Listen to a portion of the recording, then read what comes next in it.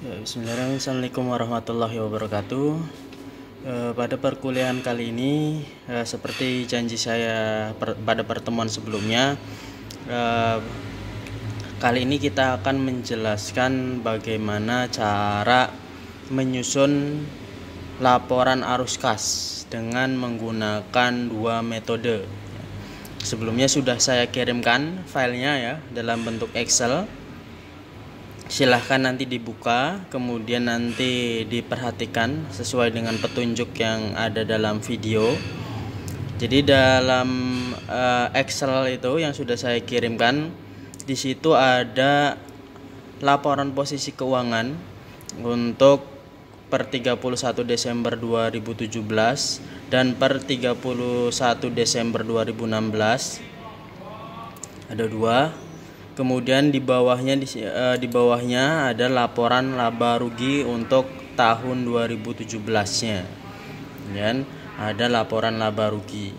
Nah, untuk menyusun arus kas, sebelumnya di bawahnya ada tambahan informasi ya, informasi tambahan yang juga sebagai pertimbangan ya, informasi pertimbangan yang harus kita perhatikan. Jadi untuk menghitung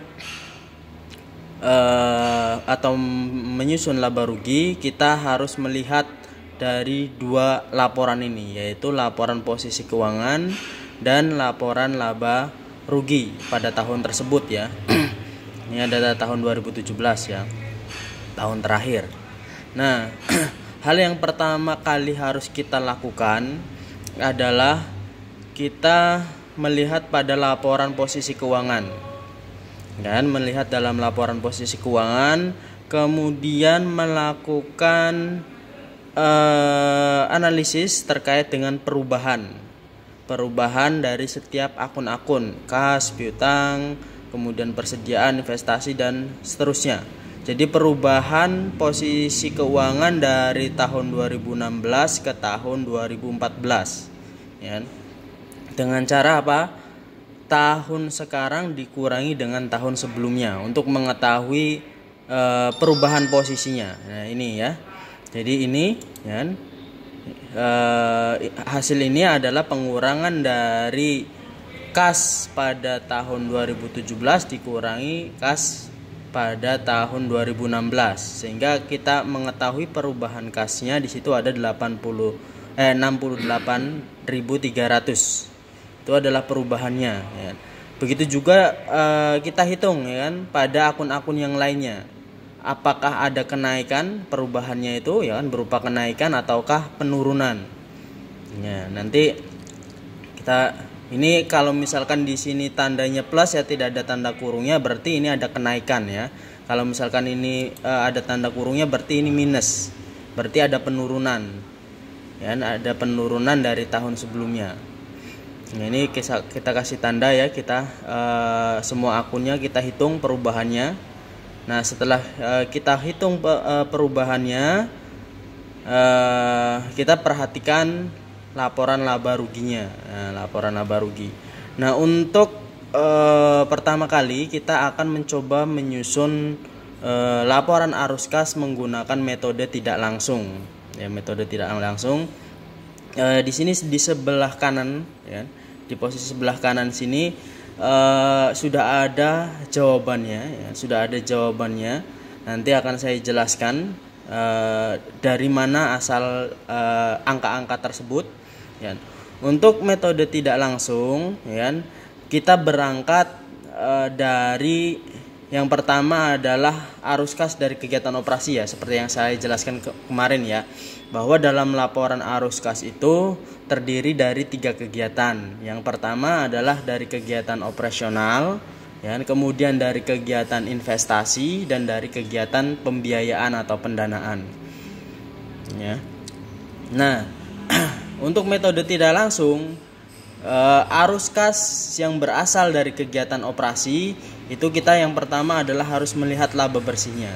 Laba bersih ini adalah berarti sumber pemasukan ya, sumber pemasukan kas ya.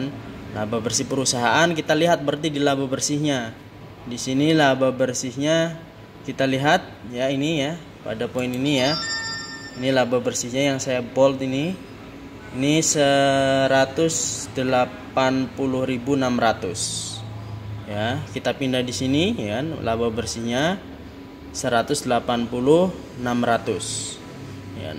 Nah, kemudian yang namanya laba bersih itu ya kan tidak mencerminkan kondisi kas ya, tidak mencerminkan kondisi kas, bukan berarti tidak semua laba itu kan terwujud dalam bentuk kas, sehingga kita harus menyesuaikan ya, harus menyesuaikan untuk mengetahui sebenarnya jumlah kas yang diterima perusahaan itu dari sekian banyak transaksi itu berapa sih yang dalam wujud kas ya. Karena kan ada juga ya kan, misalkan penjualan ya, penjualan itu kan yang namanya penjualan itu kan ada yang dilakukan secara piutang ya kan, ada yang dilakukan secara tunai ya, kemudian juga aktivitas pembelian ya, pembelian persediaan, ada yang dilakukan secara kredit, ada dilakukan secara tunai. Nah, ini harus kita sesuaikan. Langkah selanjutnya adalah kita untuk mengetahui arus kas dari kegiatan operasi, yaitu dengan cara penyesuaian dari kegiatan-kegiatan operasi ya. Yang pertama adalah beban penyusutan ya. Tentu dalam laporan laba rugi di sini ya kan, laporan laba rugi di sini beban penyusutan itu sebagai pengurang ya, sebagai pengurang laba. Padahal yang namanya beban penyusutan itu ya kan, perusahaan kan tidak, pada dasarnya perusahaan tidak mengeluarkan kas ya. Hanya saja perusahaan mengakui adanya beban atau biaya yang diakibatkan dari penurunan nilai aset yang dimiliki oleh perusahaan, sehingga hal itu harus diakui sebagai beban yang mengurangi laba rugi. Tapi pada dasarnya perusahaan tidak mengeluarkan kas untuk beban tersebut ya, sehingga beban penyusutan dalam pembentukan arus kas ya, dalam pembentukan arus kas ini ya, itu adalah sebagai penambah ya, karena perusahaan pada dasarnya kan tadinya di laba rugi di sini sebagai pengurang ya kan, maka pada laporan arus kas dia harus berfungsi sebagai penambah ya. Tadi di beban penyusutan ini di sini pengurang 26 ya, sehingga di sini dicatatkan oh berarti ini ditambah ini ya. Kemudian akun yang selanjutnya kita perhatikan ya di neracanya ya. Jadi selain kita memperhatikan laba rugi tadi ya, nah untuk metode tidak langsung itu kita justru akan lebih melihat pada neraca ya, perubahan di neracanya. Nah, yang pertama adalah terkait dengan kenaikan piutang usaha ya. Transaksi penjualan tidak semuanya dilakukan secara tunai ya kan? Ada yang dilakukan secara piutang. Kalau misalkan ya dalam laporan sebelumnya ya, dalam laporan 2016 itu dia kemudian di tahun 2017-nya ada kenaikan ya, kenaikan jumlah piutang, itu kan menandakan bahwa ada suatu transaksi yang dilakukan oleh perusahaan ya, yang dia metode pembayarannya dilakukan dengan cara kredit atau sehingga menimbulkan piutang ya. Ya, berarti padahal dalam laba rugi itu kan kita langsung mengeneral ya kan, entah piutang entah tunai tetap diakui sebagai laba ya kan. Nah, sehingga di sini kenaikan piutang, nah di sini kan ada kenaikan di sini dari 145.700 menjadi 163.200, ada kenaikan sekitar 17.500 ya kan? Sehingga kenaikan piutang ini ya kan, ini akan menjadi pengurang ya, posisinya adalah akan menjadi pengurang dari laba bersih ya, karena yang namanya penjualan dengan piutang kan berarti perusahaan tidak menerima kas ya kan? Tidak menerima kas ya. Nah, setelah kenaikan piutang usaha, kita juga di sini perhatikan terkait dengan persediaan ya, akun persediaan. dalam perusahaan. Kita lihat tahun 2016 persediaannya 367.900 ya kan. Kemudian naik di tahun 2017 menjadi 395. Ya, ini menandakan apa? Kenaikan ini berarti ya, perusahaan di sini dia ya kan, melakukan transaksi pembelian. Ada transaksi pembelian untuk persediaan ya, persediaan perusahaan ya, entah bahan baku entah apa ya kan. Kalau misalkan retailnya berarti pembelian produk untuk barang dagang ya kan. Nah, berarti kan ada transaksi pembelian di situ. Kalau misalkan di sini meningkat ya kan, dari tahun 2016 kan ini 367 menjadi 395. Berarti kan perusahaan melakukan transaksi pembelian persediaan senilai berapa? Ya tinggal dikurangi 395 dikurangi 367. Jadi selisihnya adalah 27.100. Jadi ada kenaikan di persediaan sebesar 27.100. Ya, 27.100.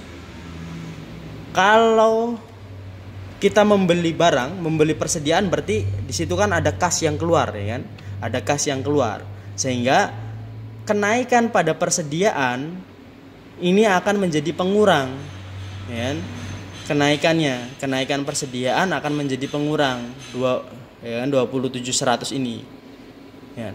Kecuali di sini ya, tadi sama dengan piutang ya. Kalau misalkan di sininya ada penurunan, kalau penurunan piutang berarti sebaliknya ya. Kalau penurunan piutang berarti kan ada pelanggan yang membayar piutang ya kan. Berarti perusahaan menerima kas. Jadi kalau di sininya di perubahannya ini adalah penurunan, maka kebalikannya ini akan menjadi penambah. Ya.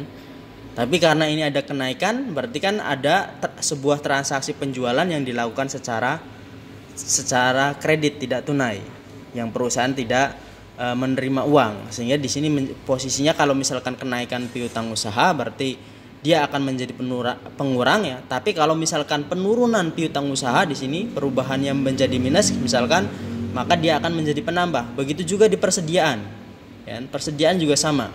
Kalau kenaikan persediaan berarti dia fungsinya adalah sebagai pengurang. Tapi kalau penurunan persediaan berarti fungsinya menjadi penambah. Ya. Nah, kemudian yang selanjutnya yaitu di sini sudah ya. Kemudian yang selanjutnya adalah kenaikan hutang usaha. Ya, di sini ada hutang usaha ya. Ya. Yang pertama kali kita lihat di sininya ya, di sininya dulu hutang usaha.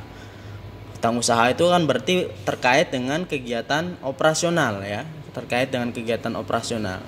Nah, di sini hutang usaha yang sebelumnya 210 sekian ya menjadi 228. Ya. Berarti ada kenaikan senilai 18.200 ya. Ada kenaikan atau perubahan ya, senilai 18.200. Kalau ada kenaikan hutang usaha itu berarti ya, perusahaan melakukan sebuah transaksi tadi ya, pembelian entah pembelian persediaan entah pembelian apa ya kan, yang dilakukan secara kredit ya, yang menyebabkan misalkan persediaannya naik tapi dia tidak mengeluarkan kas karena dilakukan secara kredit ya kan? Perusahaan tidak mengeluarkan kas, sehingga kalau di sini hutang usaha itu dia mengalami kenaikan ya, nah ini akan menjadi penambah ya, penambah di sini ya, akan menjadi penambah. Jadi di sini kenaikan hutang usaha 18.200 itu sebagai penambah ya. Ya. Sebaliknya kalau misalkan ini adalah penurunan ya, penurunan hutang usaha, maka dia akan menjadi pengurang. Ya. Kemudian komponen yang selanjutnya ya, di atas sudah, di bawah ya kan, yaitu hutang biaya. Ini berarti berkaitan dengan pendanaan ya. Kemudian di sini ada hutang dividen. Nah, hutang dividen ini berarti berkaitan dengan operasional ya kan. Karena kewajiban perusahaan diantaranya adalah membayarkan dividen kepada investornya. Di sini ada hutang dividen ya. Nah, ini sekitar dulunya tahun 2016 itu 10.000, kemudian 2017 naik menjadi 14, berarti ada perubahan 4.000. Ya, ada kenaikan senilai 4.000. Sehingga kenaikan di sini ya, kenaikan berarti perusahaan ya. Ya, perusahaan sebentar. Ya, kurang fokus. Ya, perusahaan dan kalau ada hutang dividen berarti ada kewajiban perusahaan yang sebenarnya pada tahun itu dia harus membayarkan dividen ya, akan tetapi dividen itu kemudian ditangguhkan atau tidak dibayarkan ya, sehingga perusahaan tidak mengeluarkan yang seharusnya mengeluarkan menjadi tidak mengeluarkan. Sehingga kalau misalkan di situ ada kenaikan hutang dividen ya, berarti kenaikan hutang dividen itu dalam laporan arus kas akan menjadi elemen penambah ya, seperti halnya hutang usaha. Sebaliknya kalau misalkan terjadi penurunan ya, maka itu akan menjadi pengurang ya, pengurang. Nah, ini sudah ya. Kemudian kita perhatikan lagi ya kan. Ini ada investasi ya. Investasi tahun 2016 di sini kita perhatikan yang di atas lagi ya, kita kembali di atas. Ini ada transaksi investasi 120 ya kan. Tahun 2016, kemudian tahun 2017 menjadi 0. Ya, tidak ada transaksinya. Nah, ini berarti perusahaan kan menjual investasinya. Ya, menjual investasinya. Nah, kita lihat juga dalam keterangannya ya kan, dalam keterangan tambahannya. Ini dalam keterangan tambahannya di sini dijelaskan bahwa investasi dijual dengan harga 132 miliar ya di sini ya. Miliar, 132 miliar. Jadi yang ditampilkan di sini dalam bentuk juta ya. Yang ditampilkan dalam laporan keuangan ini dalam bentuk juta. Sehingga ada selisih sekitar 12 ya, ada sekitar 12 juta ya. Ya, dari 120 dijual menjadi 132. Ya.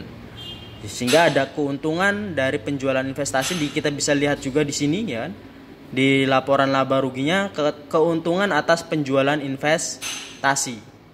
Nah, keuntungan atas penjualan investasi ini ya kan, dalam